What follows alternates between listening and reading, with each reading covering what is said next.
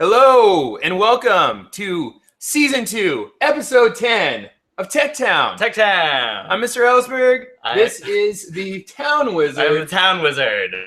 And we are here to teach you about tech. All things tech. All things tech. Things you knew, things you didn't know, and things you never thought you knew. That's right. And we're here to learn, and it's the most wonderful, awesome thing in the world. Mm-hmm. Last week, we talked about all sorts of things that are going on in the food world when it comes to technology. Mm-hmm.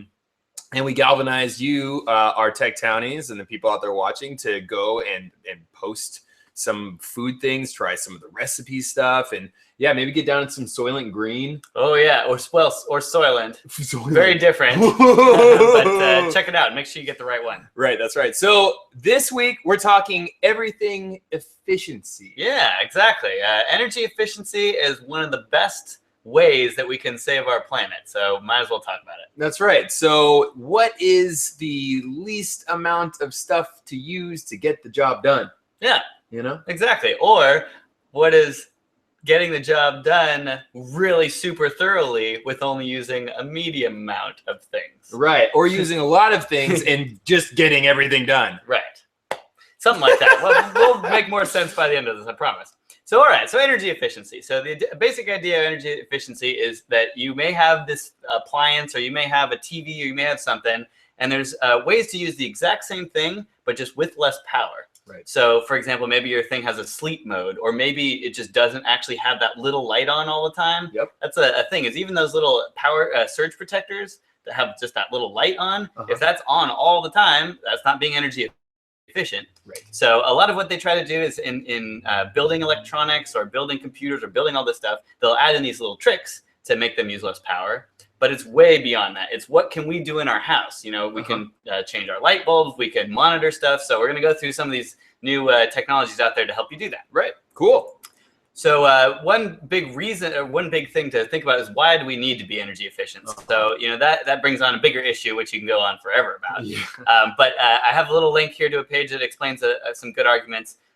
One big one is that it saves you money. Mm-hmm. So most people respond to that, right? Right. This world runs a lot of money. Everyone can agree on. People can. That energy has costs. Mm-hmm. Right. Exactly. And so this is going to save you a few bucks, and everyone likes saving a few bucks. Exactly. So yeah, if you spend less on your energy bill, then you're going to be happier. So that's nice.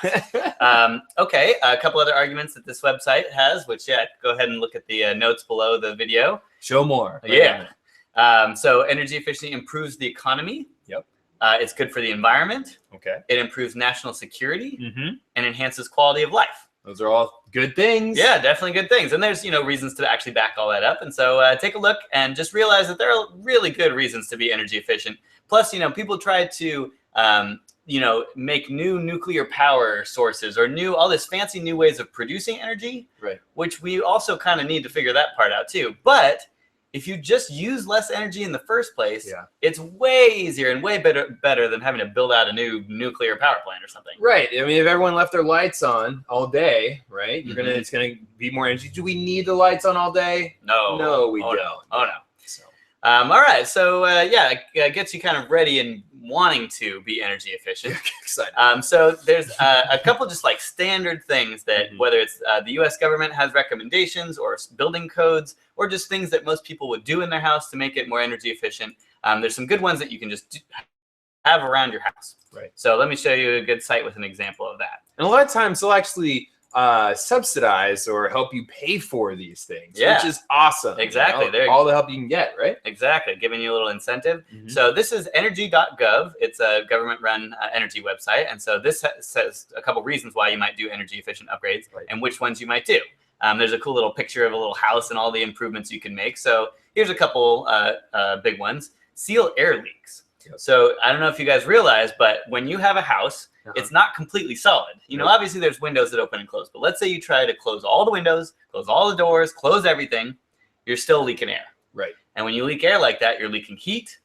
And so basically when you turn on your heater, a lot of that heat is getting lost just right outside. So if you seal those up, you actually run into some other problems that you need to fix because your house is too airtight.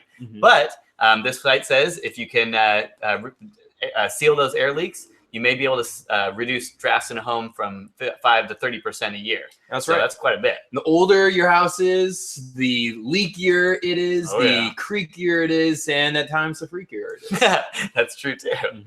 So yeah, take a look at the rest of these ideas. They're pretty standard things that you can do at a house. So if maybe it's your own house, if you want to think about doing a little bit of construction here or there, or if you're ever getting a new house, especially, it's a good thing to think about. Yeah, and like I said, they help you do these things. Like I got a new washer and dryer a few years back, and they helped pay for it. Yeah, which is awesome. It's good all around, really. Mm-hmm. Okay, so and then another website that has a few more energy efficiency tips for your house. So there's a lot you can do, even just around your own house. Right. So a couple of specific examples that are, I'd say, probably the easiest to do. One of them is light bulbs. Yep. So we've had light bulbs forever. They've gone through different, inventions. So we've had the original light bulb, which was amazing, but it's actually one of the worst ways to produce light. Right. So then they came out with like compact fluorescent bulbs, which are a good step in the right direction.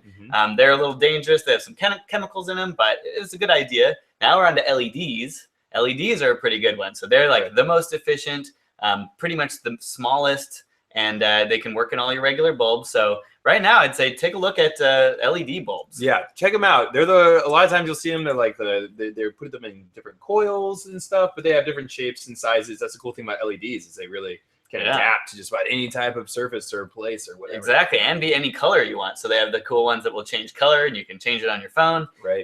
But not only that, they're really energy efficient. So they can really last way longer and use less energy. Yeah, you got to throw them away less, which is great. Yeah, right? Exactly. And actually, the waste is something to think about too. So this I have a link to a page that talks all about LED lighting and why they're all so great, and different kinds and different shapes and everything. So if you still have some light bulbs that are either really old or just a little bit older and you're thinking about getting some new ones, definitely look into LEDs. That's right. Yeah, and they just look cooler. And they add you can change the amount of light that each of them has in it, so you can put some mood in the room. Those old freaky, creaky, leaky houses. You gotta do. Gotta give it some mood. All right. Okay, and so another cool little device that you can get, little helper device, is I got the one called the kilowatt electricity usage monitor. Wow. So let me show you guys this.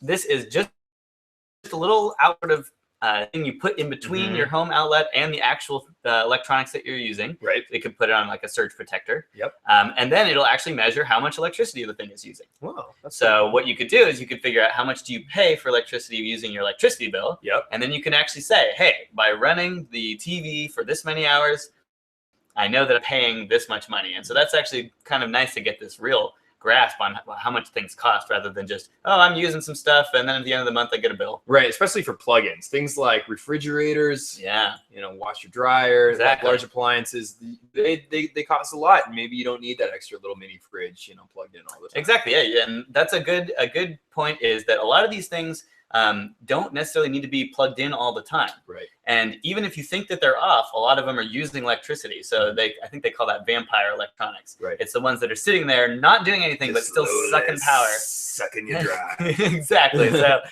this is good to measure which ones are doing that, how much they're doing that. And you only need to stick it on one thing for maybe a couple days to kind of get a sense of it, and then you can put it on different things. Garlic you need, how many silver steaks you need for your appliance. Exactly. You got to get those vampires.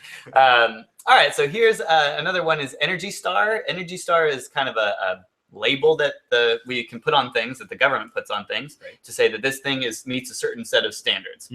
So if you buy an Energy Star compliant washer and dryer, it means that washer and dryer has gone through the standards to say it's this efficient, or they have pretty well thought out standards with that. Right. So there's their website, which you can actually look up the products that you have and whether they're Energy Star certified. And then also they had a website talking about the most energy efficient products of 2014. Ooh. So there's a website here that says, okay, the most efficient was these certain clothes washers or these certain refrigerators or televisions. So you can see whether you made the list. That's if you're looking to buy a new one. Right. Okay, so fuel efficiency.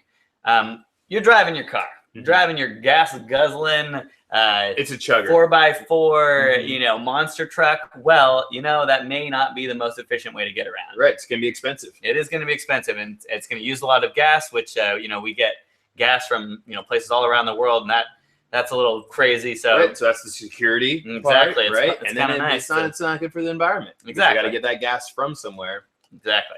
So I think, and people drive a lot. So fuel efficiency is something that can really make a big impact.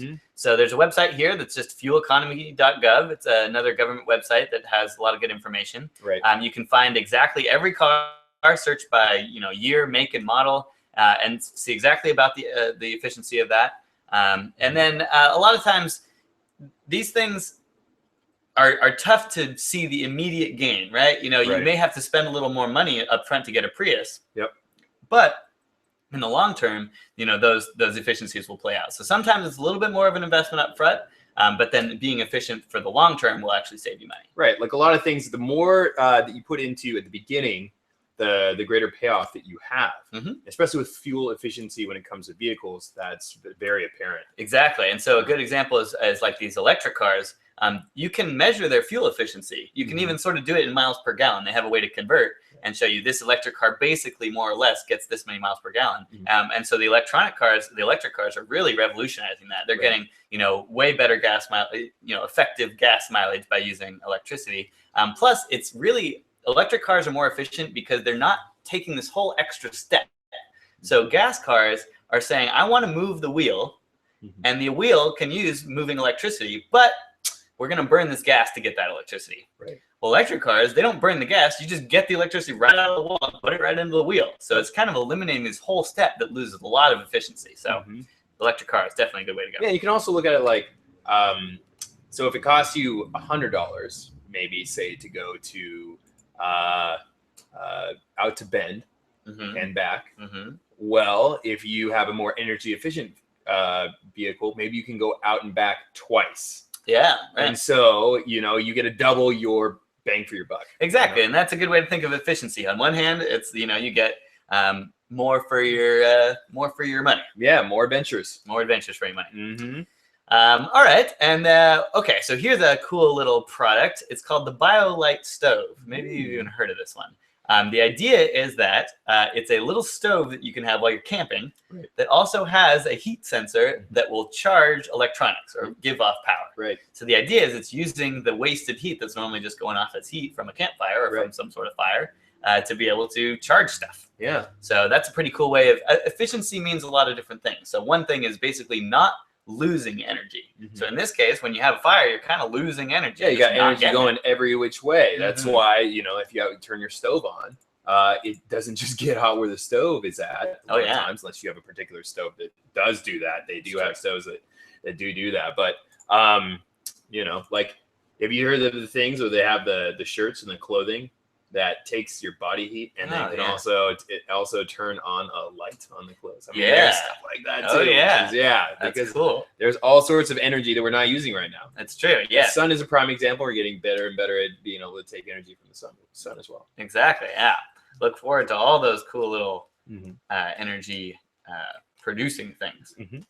Okay, so energy efficiency is good for your house. It's also something that companies are really focused on, because to them it's not just a little bit of money here and there, it's a lot of money. It's a ton of money. Oh yeah. So some examples of tech companies that are trying to use less energy, and in one way it's for them saving money, but another way they really have a push towards environmentalism. Right. So there's some websites for a lot of these big companies. So for example, I have some links to Amazon's website, Microsoft, Google. They have energy efficiency or environment focused websites, all just talking about how they're good for the environment. Right. So one of the most common ways that these tech companies can be energy efficient is in their data centers. Right. So the data center is where, let's say, Amazon stores all of their computers that are basically powering the internet, powering a lot of websites on the internet, powering not only Amazon.com, but all sorts of other websites like Netflix. So the fact that they're having to run all these computers, thousands and thousands, maybe millions of computers all the time, and keeping them cool, keeping the power running to them, all of that, they've revolutionized how to do that and made them use way less energy. So, for example, Google has their power supplies to their computers totally redone. You know, normally you just think of a computer, just you plug it into the wall and it turns on. Right. Oh, they redid all of that. all those little ways of getting power, the temperature of the room, all those things, they've gone overboard in trying to make more efficient. Very cool. And one of the biggest things that a lot of those companies did, they moved to Oregon. Oh, yeah. You know? Nice. We're efficient over here. Yeah, and we've got lots of processor places right next to the dams, which are a consistent source of energy. That's true.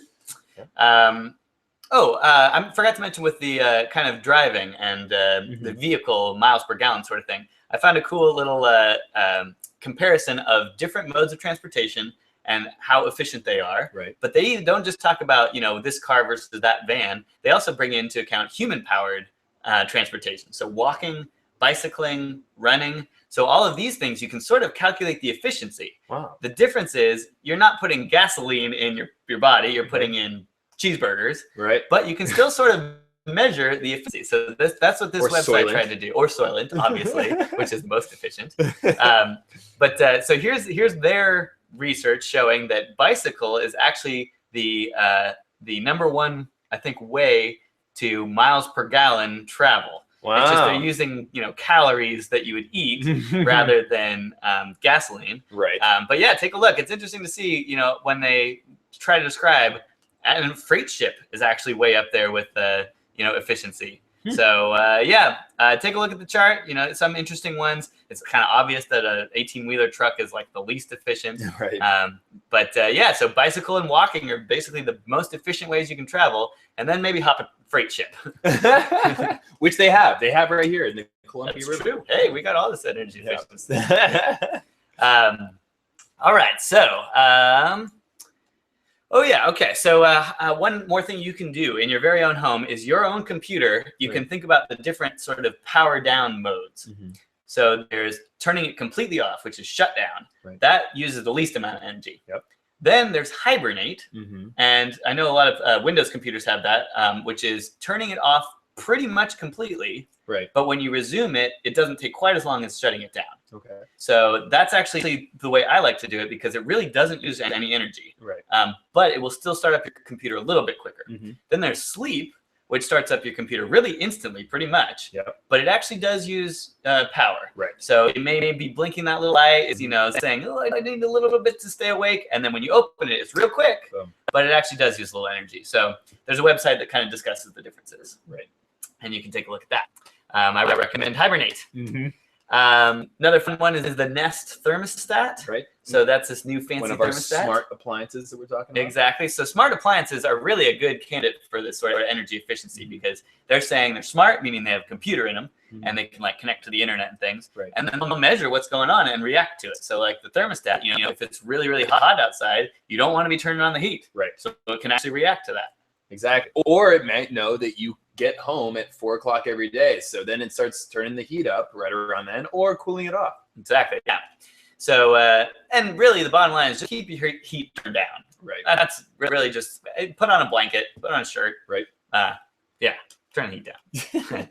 Okay. And last but not least, here is the ranked list of countries on how energy efficient they are. Okay. So, the United States, we're, pretty tech savvy. We think we know what we're doing. So do you think we're number one? The official country sponsor of Tech Town. Yeah. As in we live in the United States. That's true. Unofficial, but sort of official. Yep. Well, drum roll, please. The number one country at energy efficiency is Germany. Germany. So yeah, this is a little bit small here. Nice. You can tell that Germany is doing pretty good. They have a few different reasons. So is it the national effort, the industry, the transportation, the buildings? They have different rankings on different parts. But Germany's number one, followed by Italy, the European Union, which I thought that wasn't really a country, but okay. The conglomeration of countries. China, and then all the way down to number 13. Hey, we beat Russia. Yay! So I think what this is a good sign of is that we can do better. There's a lot of people around the world that have a lot of good ideas, so we should actually learn from them and try and do better as the U.S. Right. All right. So yeah, that's energy efficiency. I want to hear from you guys. That's right. We want to hear about your energy efficiency in your home. What types of things do you do to, cut down on the bill or to make your home more airtight? Yeah, exactly. Have you guys tried out anything? Maybe have you tried with your car going different different way to work because it uses less energy, or to school, I mean. Right. Do you drive at a lower miles per hour speed? Do you drive slower? Or even better, do you take the bus? Oh, and then that's way more energy. So yeah, how do you guys feel about this? Have you noticed any of this? And also, what are your cool little tech toys that you found maybe that have something to do with with energy? That's right. Which brings us to our music site of the week.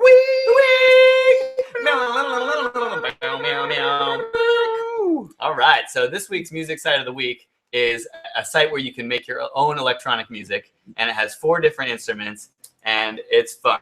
I was trying it out earlier, and I was making some grooves. So why don't we check this out? Here we go. It's called, the website's a little longer, so you'll have to click on it in the show notes, but it's called Wonderful Beat Sequencer Quartet something, or a sound object something. Okay. Yeah. So here's basically what you do. So we're going to turn on the sound. Let's go. I say go. There's the volume right there. We beat sequencing. I want to start. Boom. There was a go before. I swear, it does work. Well, anyway, maybe you can't be hearing it here yet. But the idea is that these are 4 different instruments, and you can mess around with each of the knobs on each one. And you don't really even have to know what you're doing. You can basically just click, and it starts making weird electronic cool sound music. Oh, there we go. Now, all right, so let's change this a little bit. Oh, yeah. Oh, yeah, and they're feeling it. Maybe a little more bell, a little less cho. Obviously less cho. And then a little different drum machine, more cho. Yeah, that cho is really cutting through the cheese. Oh, too much cho almost, right? Just chords, pitch bend. Ooh. Yeah. Oh, yeah. And then the up button. Oh, it doesn't even work. There's no way to stop. You can't stop. Oh, you can't stop this week's music side of the week. That's right. You can't. You're not allowed to. All right. So there you go. Make some weird electronic beats. Brings us to the security side of the week. Or security segment of the week, whatever it is. So this week on security, we want to talk about the Pwn to Own conference. Ooh. So that's spelled PWN, the number 2 OWN. It's kind of a funny name for a little conference, but what it is, it's a security conference where all these hackers get together. The good kind of hackers, the white hats, the ones who are trying to help, and try to hack all these phones. And if you can basically get. We can, take any information you want from the phone. Then they call that pwned. So you pwned that phone. So, or owned, or whatever you want to do, whatever you want to call it. So this year, basically most every phone was able to be hacked. So they always come out with the article afterwards saying, yep, everything's hackable. The one kind of interesting note was the phone that was actually least likely or least able to be hacked was a Windows phone. Okay. So that's kind of interesting. Nice job, Windows Phone. Good job. But other than that, they basically said, yeah, we basically were able to take down every other phone. So one of the biggest attack points was the NFC, the near field communication. That's where on like Apple Pay, when you can tap your phone to the register, that's using NFC. So that technology of this sort of tapping and communication, that's still needing a little more security work. So watch out for that. But kind of fun. Check out Pwn to Own and see what got hacked. That's right. And obviously be careful with your phones. Oh, yeah. Because everything can be hacked. It's true. That's what this conference proves. Doesn't make it mean it's okay, but it can be hacked. Yeah, so be careful out there. Okay.